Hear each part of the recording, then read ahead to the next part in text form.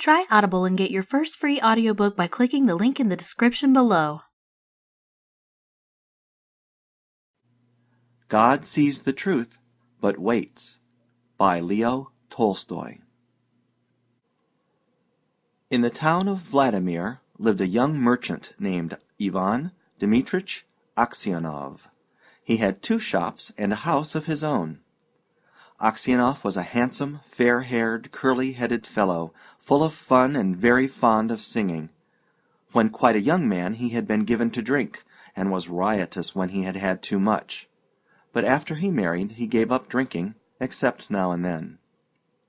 One summer Aksyonov was going to the Nizhny Fair, and as he bade good-bye to his family, his wife said to him, "Ivan Dmitrich, do not start today. I have had a bad dream about you." Aksyonov laughed and said, "You are afraid that when I get to the fair I shall go on a spree." His wife replied, "I do not know what I am afraid of. All I know is that I had a bad dream. I dreamt you returned from the town, and when you took off your cap I saw that your hair was quite gray." Aksyonov laughed. "That's a lucky sign," said he. "See if I don't sell out all my goods, and bring you some presents from the fair." So he said good-bye to his family, and drove away. When he had traveled halfway, he met a merchant whom he knew, and they put up at the same inn for the night. They had some tea together, and then went to bed in adjoining rooms. It was not Aksyonov's habit to sleep late, and, wishing to travel while it was still cool, he aroused his driver before dawn, and told him to put in the horses. Then he made his way across to the landlord of the inn, who lived in a cottage at the back, paid his bill, and continued his journey. When he had gone about 25 miles, he stopped for the horses to be fed. Aksyonov rested a while in the passage of the inn, then he stepped out into the porch, and, ordering a samovar to be heated, got out his guitar and began to play. Suddenly a troika drove up with tinkling bells, and an official alighted, followed by 2 soldiers. He came to Aksyonov and began to question him, asking him who he was and whence he came. Aksyonov answered him fully, and said, "Won't you have some tea with me?" But the official went on cross-questioning him and asking him, "Where did you spend last night? Were you alone, or with a fellow merchant? Did you see the other merchant this morning? Why did you leave the inn before dawn?" Aksyonov wondered why he was asked all these questions, but he described all that had happened, and then added, "Why do you cross-question me as if I were a thief or a robber? I am traveling on business of my own, and there is no need to question me." Then the official, calling the soldiers, said, "I am the police officer of this district, and I question you because the merchant with whom you spent last night has been found with his throat cut. We must search your things." They entered the house. The soldiers and the police officer unstrapped Aksyonov's luggage and searched it. Suddenly the officer drew a knife out of the bag, crying, "Whose knife is this?" Aksyonov looked, and seeing a blood-stained knife taken from his bag, he was frightened. "How is it there is blood on this knife?" Aksyonov tried to answer, but could hardly utter a word, and only stammered, "I don't know. Not mine."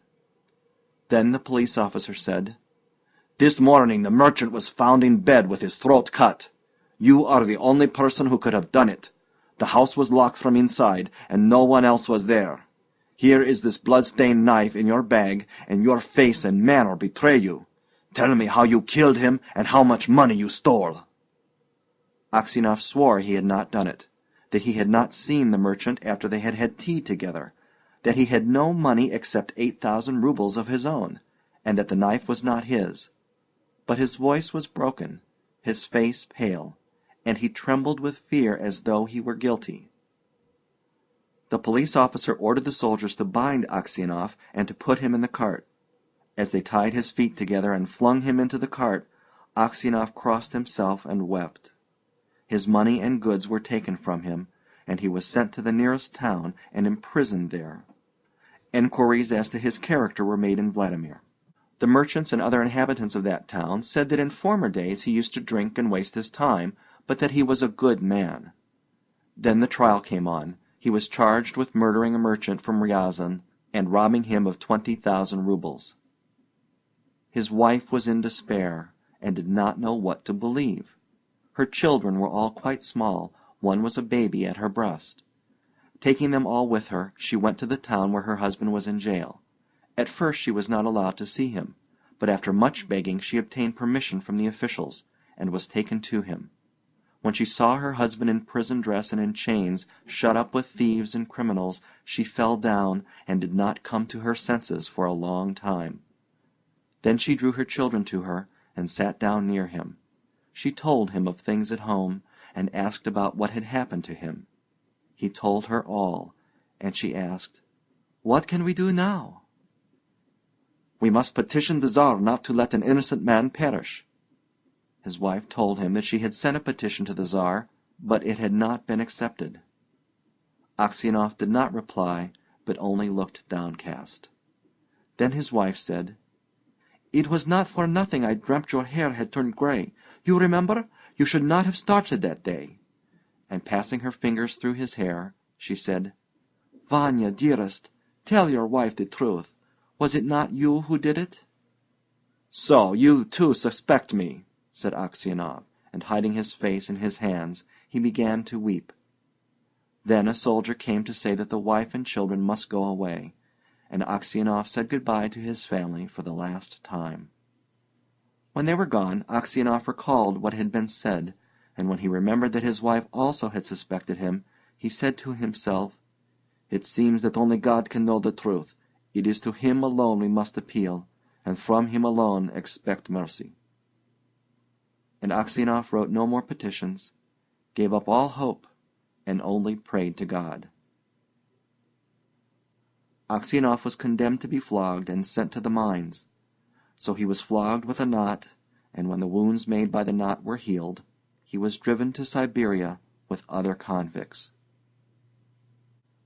For 26 years Aksyonov lived as a convict in Siberia. His hair turned white as snow, and his beard grew long, thin, and gray. All his mirth went. He stooped. He walked slowly, spoke little, and never laughed. But he often prayed. In prison Aksyonov learnt to make boots, and earned a little money, with which he bought the Lives of the Saints. He read this book when there was light enough in the prison, and on Sundays in the prison church he read the lessons and sang in the choir, for his voice was still good. The prison authorities liked Aksyonov for his meekness, and his fellow prisoners respected him. They called him Grandfather and the Saint. When they wanted to petition the prison authorities about anything, they always made Aksyonov their spokesman, and when there were quarrels among the prisoners, they came to him to put things right and to judge the matter. No news reached Aksyonov from his home, and he did not even know if his wife and children were still alive. One day a fresh gang of convicts came to the prison. In the evening the old prisoners collected round the new ones and asked them what towns or villages they came from and what they were sentenced for. Among the rest Aksyonov sat down near the newcomers and listened with downcast air to what was said. One of the new convicts, a tall, strong man of 60, with a closely cropped grey beard, was telling the others what he had been arrested for. "Well, friends," he said, "I only took a horse that was tied to a sledge, and I was arrested and accused of stealing. I said I had only taken it to get home quicker, and had then let it go. Besides, the driver was a personal friend of mine. So I said, 'It is all right.' 'No,' they said, 'you stole it.' But how or where I stole it they could not say. I once really did something wrong, and ought by rights to have come here long ago. But that time I was not found out. Now I have been sent here for nothing at all. But it's lies I'm telling you. I've been to Siberia before, but I did not stay long." "Where are you from?" asked someone. "From Vladimir. My family are of that town. My name is Makar, and they also call me Semyonich." Aksyonov raised his head and said, "Tell me, Semyonich, do you know anything of the merchants Aksyonov of Vladimir? Are they still alive?" "Know them? Of course I do. The Aksyonovs are rich, though their father is in Siberia, a sinner like ourselves, it seems. As for you, Granddad, how did you come here?" Aksyonov did not like to speak of his misfortune. He only sighed and said, "For my sins I have been in prison these 26 years." "What sins?" asked Makar Semyonich. But Aksyonov only said, "Well, well, I must have deserved it." He would have said no more, but his companions told the newcomers how Aksyonov came to be in Siberia, how someone had killed a merchant and had put the knife among Aksyonov's things, and Aksyonov had been unjustly condemned. When Makar Semyonich heard this, he looked at Aksyonov, slapped his own knee, and exclaimed, "Well, this is wonderful, really wonderful. But how old you've grown, Grandad!" The others asked him why he was so surprised, and where he had seen Aksyonov before, but Makar Semyonich did not reply. He only said, "It's wonderful that we should meet here, lads." These words made Aksyonov wonder whether this man knew who had killed the merchant, so he said, "Perhaps, Semyonich, you have heard of that affair, or maybe you've seen me before?" "How could I help hearing? The world's full of rumors. But it's a long time ago, and I've forgotten what I heard." "Perhaps you heard who killed the merchant?" asked Aksyonov. Makar Semyonich laughed and replied, "It must have been him in whose bag the knife was found. If someone else hid the knife there, he's not a thief till he's caught, as the saying is. How could anyone put a knife in your bag while it was under your head? It would surely have woke you up." When Aksyonov heard these words, he felt sure that this was the man who had killed the merchant. He rose and went away. All that night Aksyonov lay awake. He felt terribly unhappy, and all sorts of images rose in his mind. There was the image of his wife as she was when he parted from her to go to the fair. He saw her as if she were present. Her face and her eyes rose before him. He heard her speak and laugh. Then he saw his children, quite little, as they were at that time, one with a little cloak on, another at his mother's breast. And then he remembered himself as he used to be, young and merry. He remembered how he sat playing the guitar in the porch of the inn where he was arrested, and how free from care he had been. He saw in his mind the place where he was flogged, the executioner, and the people standing around, the chains, the convicts, all the 26 years of his prison life and his premature old age. The thought of it all made him so wretched that he was ready to kill himself. "And it's all that villain's doing," thought Aksyonov, and his anger was so great against Makar Semyonich that he longed for vengeance, even if he himself should perish for it. He kept repeating prayers all night, but could get no peace. During the day he did not go near Makar Semyonich, nor even look at him. A fortnight passed in this way. Aksyonov could not sleep at night, and was so miserable that he did not know what to do. One night, as he was walking about the prison, he noticed some earth that came rolling out from under one of the shelves on which the prisoners slept. He stopped to see what it was. Suddenly Makar Semyonich crept out from under the shelf and looked up at Aksyonov with frightened face. Aksyonov tried to pass without looking at him, but Makar seized his hand and told him that he had dug a hole under the wall, getting rid of the earth by putting it into his high boots, and emptying it out every day on the road when the prisoners were driven to their work. "Just you keep quiet, old man, and you shall get out too. If you blab, they'll flog the life out of me, but I will kill you first." Aksyonov trembled with anger as he looked at his enemy. He drew his hand away, saying, "I have no wish to escape, and you have no need to kill me. You killed me long ago. As to telling on you, I may do so or not, as God shall direct." Next day, when the convicts were led out to work, the convoy soldiers noticed that one or other of the prisoners emptied some earth out of his boots. The prison was searched and the tunnel found.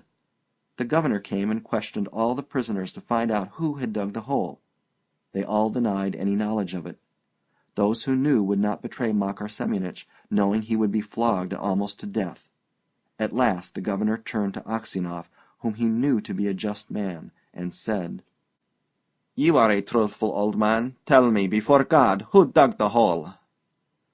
Makar Semyonich stood as if he were quite unconcerned, looking at the governor and not so much as glancing at Aksyonov. Aksyonov's lips and hands trembled, and for a long time he could not utter a word. He thought, Why should I screen him who ruined my life? Let him pay for what I have suffered. But if I tell, they will probably flog the life out of him, and maybe I suspect him wrongly. And, after all, what good would it be to me?" "Well, old man," repeated the governor, "tell me the truth. Who has been digging under the wall?" Aksyonov glanced at Makar Semyonich and said, "I cannot say, your honor. It is not God's will that I should tell. Do what you like with me. I am in your hands." However much the governor tried, Aksyonov would say no more, and so the matter had to be left.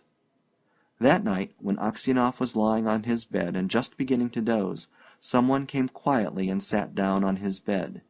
He peered through the darkness and recognized Makar. "What more do you want of me?" asked Aksyonov. "Why have you come here?" Makar Semyonich was silent, so Aksyonov sat up and said, "What do you want? Go away, or I will call the guard."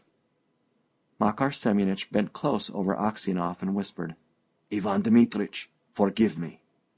"What for?" asked Aksyonov. "It was I who killed the merchant and hid the knife among your things. I meant to kill you too, but I heard a noise outside, so I hid the knife in your bag and escaped out the window." Aksyonov was silent and did not know what to say.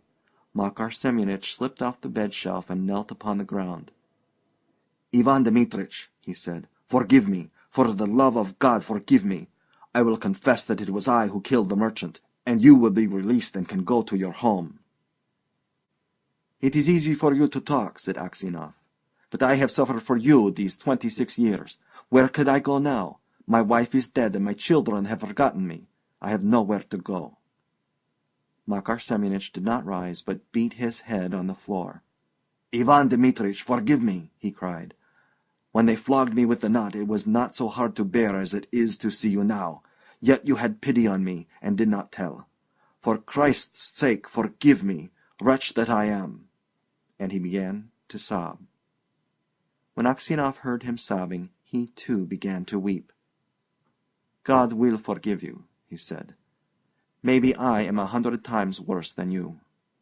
And at these words his heart grew light, and the longing for home left him. He no longer had any desire to leave the prison, but only hoped for his last hour to come. In spite of what Aksyonov had said, Makar Semyonich confessed his guilt.